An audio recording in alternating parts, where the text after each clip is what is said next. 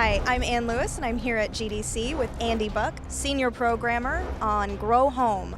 What is Grow Home?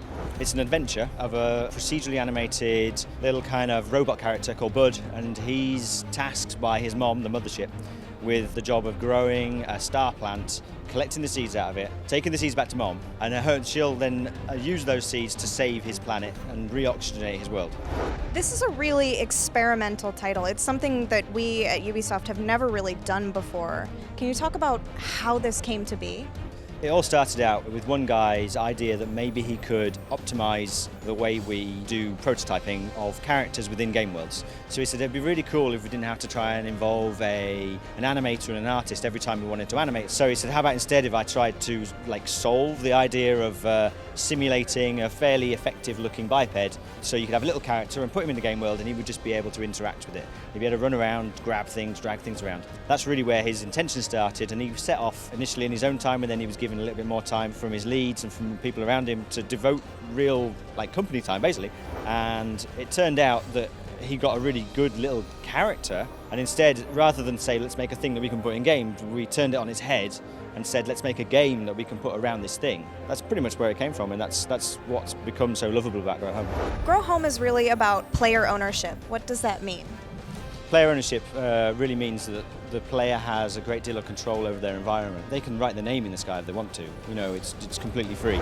So you said Grow Home came from one guy. How big did the team end up becoming? Okay, the team ended up being 8 people. 3 programmers, 1 artist, we've got 2 designers, 1 sound engineer and a producer, and that's it.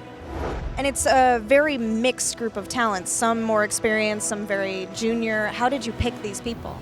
It's kind of organic, I suppose. We picked some of them because they were involved in moving the early prototype from a real early phase onto something that looked more complete. In other cases, it was just the opportunities that came up as different projects ramped up and down, little bits of free time. I got on it quite early on because we needed some technical expertise to really bring about some changes within the character, within the environments, and it was just about the time that Just Dance was coming down, so I had some opportunity to jump onto a fun ship.